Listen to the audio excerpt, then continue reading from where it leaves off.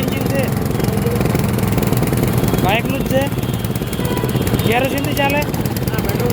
પેટ્રોલથી ચાલે